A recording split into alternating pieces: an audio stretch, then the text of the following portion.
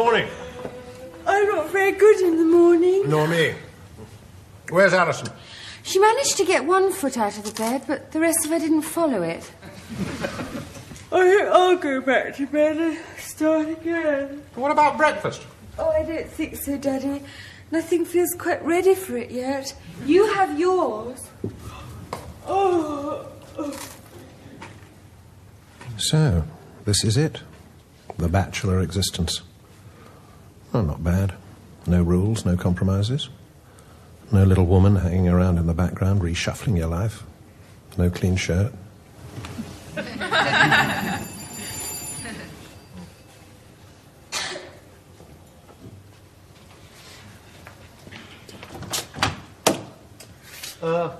Jane. And who are you, Tarzan? She's still in bed. You better come in. This way.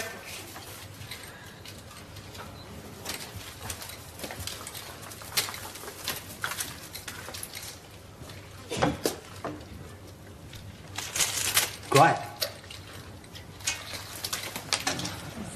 Great. Great. I'll call Jane. A word. Look, Jane has explained to me that you prefer to mime and grunt rather than talk, but I'm a speech man myself, if you don't mind. Yeah, great. Apart from the fact that if you got caught up in too much body movement, you could conceivably strangle yourself. Point taken, yeah. She's pregnant. My sister. Oh. Yeah, just mentioning it, that's all. You being a doctor and all that. I see. Well, it's always nice to be reminded of Mother Nature's tenacity. You see, I thought, with you being a doctor, that you could help.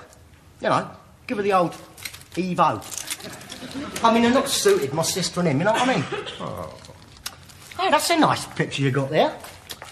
Meo-ipus, Meso-ipus, Menisipus, Theo-ipus, Equus. Evolution of the horse.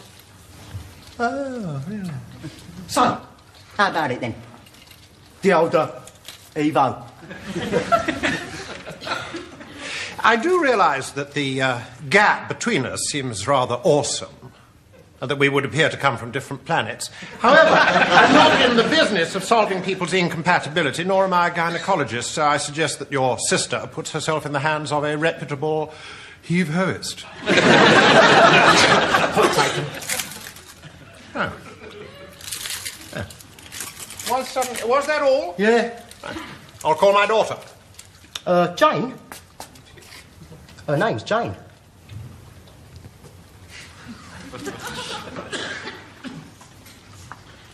Did I hear Justin's voice? You did, yes. A word. Jane, I'm a busy man. I have a lot of pressure on at the hospital just now, so this conversation must be short. I'm pleased that you've come here to my flat with me. You are my daughter, and that is why... And because you are my daughter... You don't like him, do you, Daddy? I, Don't approve of him. I don't understand, that is the truth. His appearance worries you? I am puzzled as to why one half of him should be chained to the other, yes. And questions do arise, such as does he go to bed like that, and will he one day seize my daughter in a moment of passion and decapitate them both? However, added to that, and more importantly, no, I do not like the person. I didn't particularly like Liz. What has Liz got to do with it? You lived with her for a whole year. So? All I'm saying is that people don't always like the people we love. But if you love him, why did you leave him? I haven't left him. I'm just thinking things out, having a break from him. The way you are from Mummy. Oh.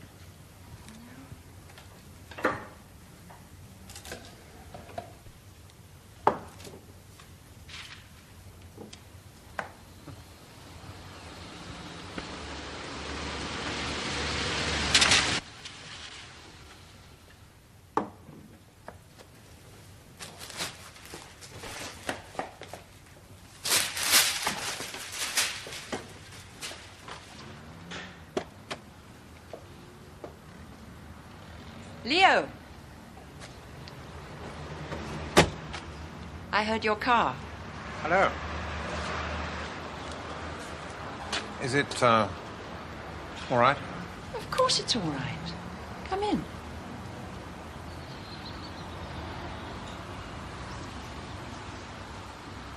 It's quite like old times. Yes.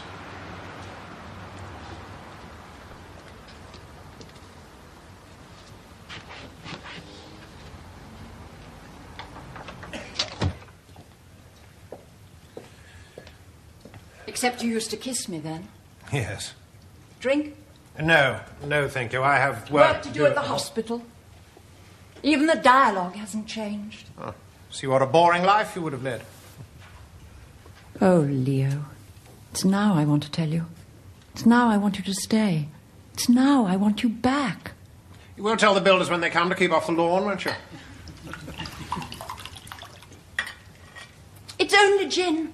Rather large, isn't it? Oh, is it? Well, I don't know why I'm concerned. It's none of my business now. Lovely, isn't it? Yes. It's a long time since anyone gave me a rose.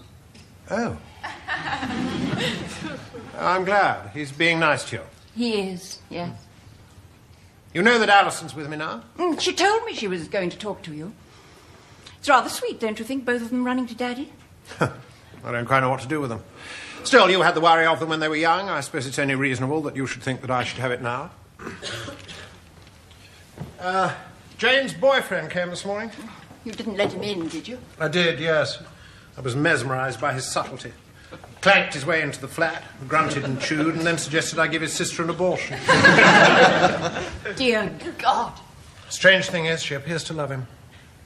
She appears to what? She appears to love him. How tenderly you said that. I'd forgotten how tender you can be. He sat there looking like something that had been regurgitated. I want to kiss you, Leo. Still, that's the way things are today, I suppose. Each generation has its own idea of beauty. I mean, look at those Renaissance nudes. Thighs like gravel crushers. I came to give you the keys. Keys? Yeah, they're the keys to the house. And now that you have someone, I feel, well, here they are anyway. Oh, Leo, what nonsense. This will always be your house. I don't know how that can be true, since when our divorce comes through, it'll be yours. What I mean is I shall always regard it as your house. It's where we lived. It's where we laughed and cried. It's where we made Alice, I know what we did and where we did it. How we did it, Leo. How we did it. Do you remember that? Alice, how we did it was how everybody else does it. No, Leo, no. It was special with us. It was abandoned. It was wild. Wild? Yes, wild. The only wild thing about it was your protests. That's right. Make it all seem uneventful. My God, how soon you forget. What do you do with this new man, Alice? Do you take him round the house, pointing to various dark corners, and say, Leo ravished me there, we fell into a pulsating heap here? Poor sod. As a matter of fact, things are fine. Good. Then please take the keys, and then I won't run the risk of entering the house when you're leaping at each other from the light fittings. You will call and see me, won't you? After all, we're not divorced yet. We do have things to talk about. Yes, I'll call and see you. Leo, what are you going to do now that she has gone? I've no idea. Sit back, I expect, and watch people give each other roses.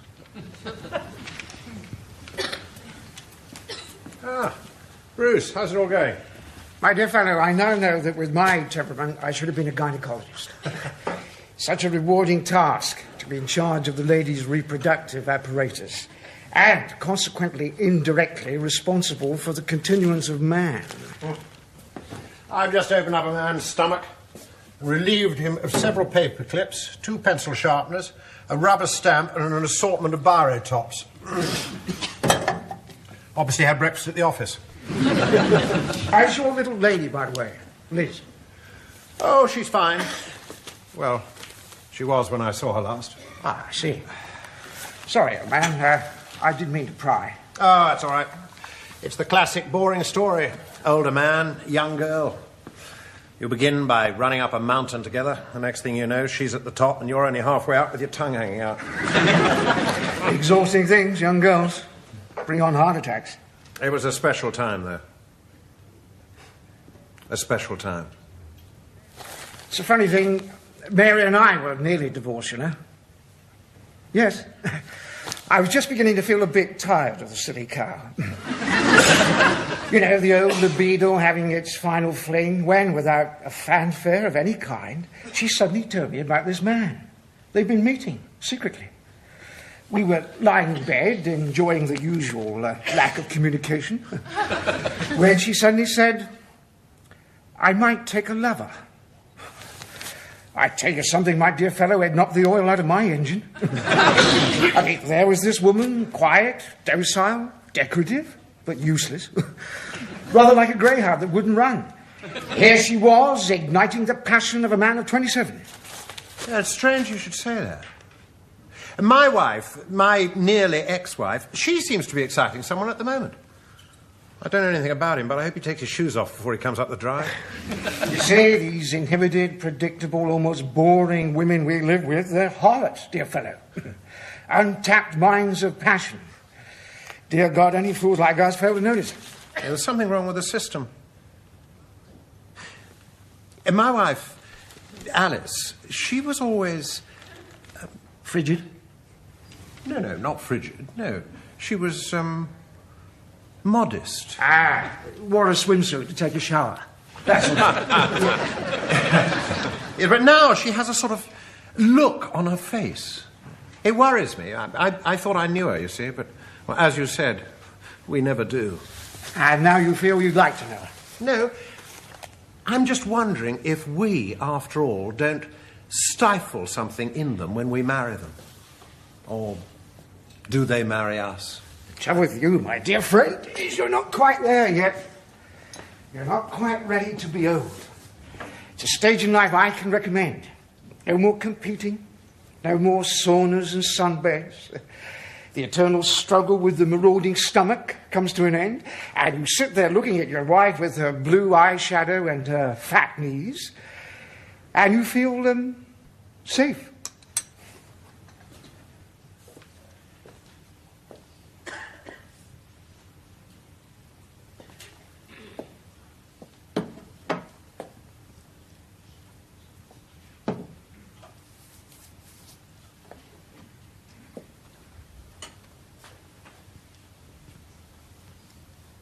Strange. He didn't ask your name.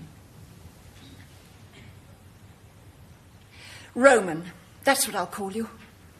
The slightest hint of foreign blood to add fire.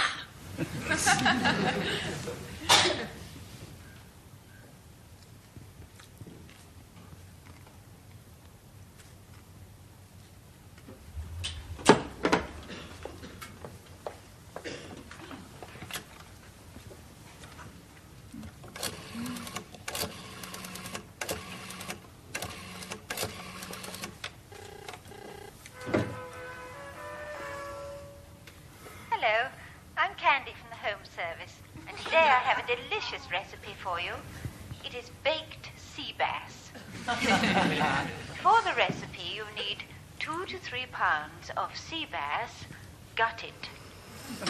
Have you ever been lonely, Black Candy? bean sauce. Not because you haven't got people, 1 slice but because the of people you've got ginger, inflicted on you by their ability to do without you for longer than you can do without them. olive oil. To make the sauce, Imaginary people. you need half a pint of milk, They're so much more reliable than real 1 ones. ounce of flour, Mine gave and me a a knob of rose. butter. Mix the dry sherry, the root ginger, and the oil. Add I'm salt not sure and what to pepper. make my imaginary person do next. Add He could ask me out to dinner, of course. He could call me from Paris, tell me to get on the next plane. And of course, Oh, he you could will have simply already sit here and greased eat the dish. cucumber sandwiches. Bake for 20 minutes or until tender. Take out of World's oven. full of excitement and And passion. All garnish. you can do is go on Spring about onions. sea bass. And remember, gas makes cooking more reliable. Ring tomorrow for a refreshing... Oh, pint shut of up, you dessert. silly cow! Bye.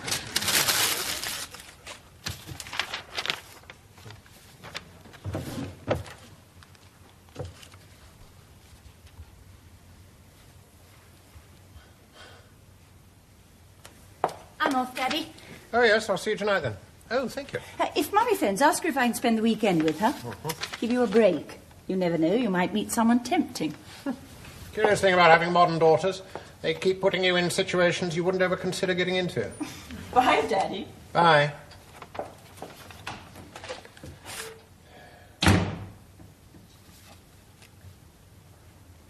Hi, Daddy. Morning. Oh, I must say the service is fairly good in this cafe. Ali gone to work? Yes, I'll be off to the hospital in about an hour. Okay, I'll take a bath. Oh, Jane, if you use oil in your bath, could you please remove it all afterwards? You remember how inefficient I was on the ski slopes? I'll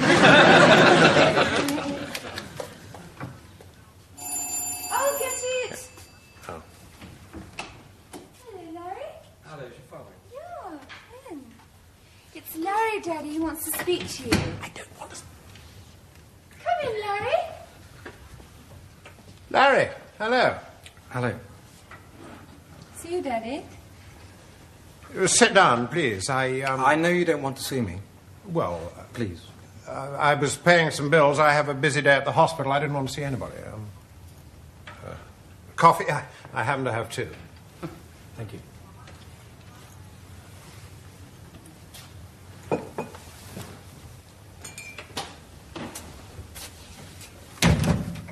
I'm gay, Oh? but I expect you know that already.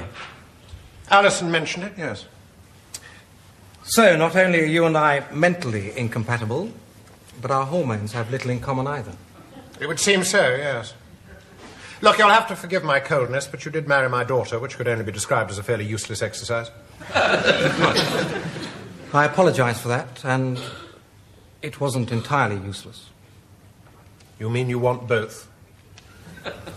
I mean, it took marriage to discover that I wasn't both. I have been bludgeoned by society into being a modern, forward-thinking man.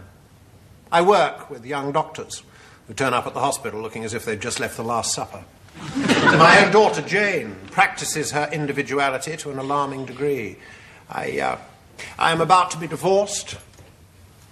I have lived with a woman much younger than myself. I have travelled. And as a surgeon, I have sewn together tramps, prostitutes, drug addicts, even a murderer. So you see, I'm not your little man with his little mind. However, in spite of all that, your dilemma is one which I am unable to identify with. In fact, I'm one of those people who refer to your kind as puffs and queers. At least you're honest. I expect if I thought about it more deeply, I could become more tolerant. Alison won't divorce me. That's nonsense. That's what I said. Then you must divorce her. I'd like to do it quickly and painlessly, but without her cooperation, I can't. Well, why won't she divorce you? She was talking about loving me. Yes. Well, that will all go when she meets A real man? another man. Look, I'll talk to her. Not that I haven't already, but you know what women are like. Or perhaps you don't. I know what love is like. I'm sure. I'm sure. The last few weeks have been very difficult for Donald and I. The problem is, Alison seems to believe in miracles. She treats me as if I were going through a bout of flu. She believes that if she waits long enough, I'll get better. Yes. I've no idea who my daughters inherit their optimism from. My wife and I have a rather doom-laden view of the future. Perhaps if you introduce her to Donald. That was a flippant remark, forgive me. When we don't understand things, we tend to joke about them. Well, there's really not very much to understand. We're all people. Some of us like tea. Some of us like coffee. It begins there, and so it goes on. Yes. And I don't carry a handbag either.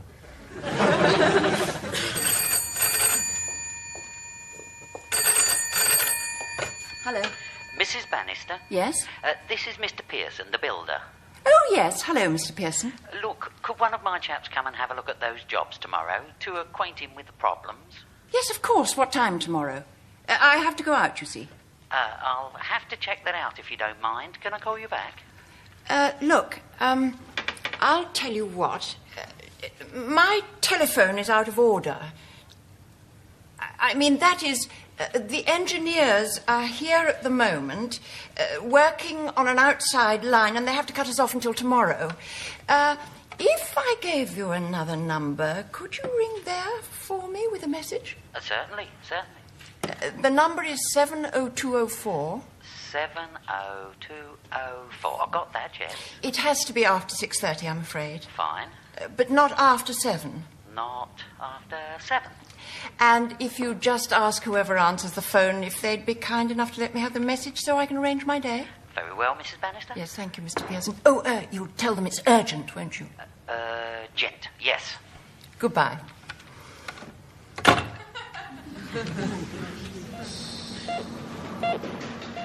Scissor.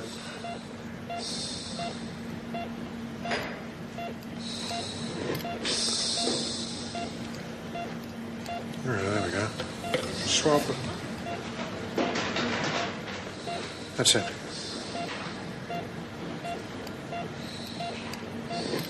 There.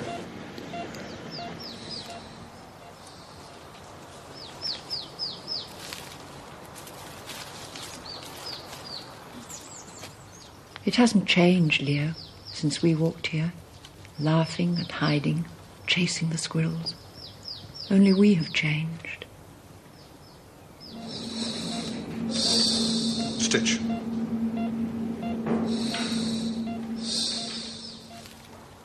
And now we have our separate days and our separate nights.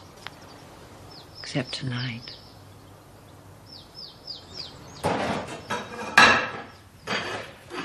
There's really no need for that, Daddy. I wouldn't be doing it if there was no need. My entire life has become bogged down with your problems, as if I haven't got enough of my own. What problems? I haven't got any problems. Nor me.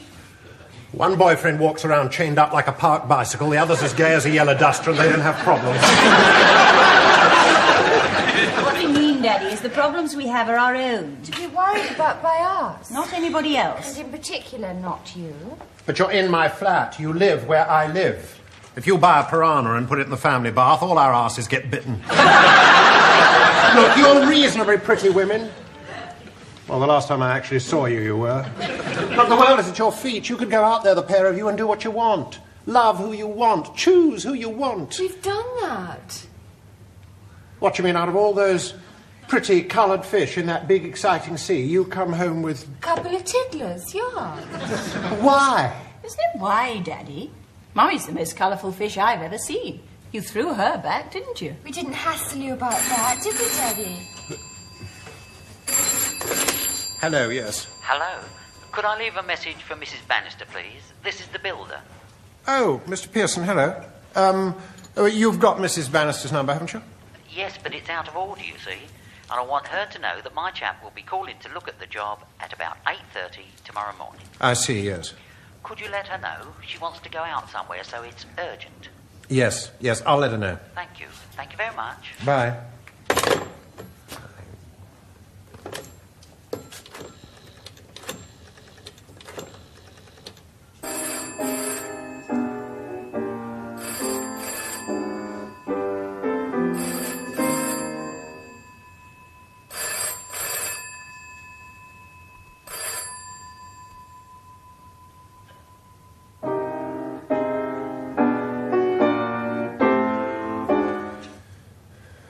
Look, would either of you like to go round to your mother's with a... Oh, never mind.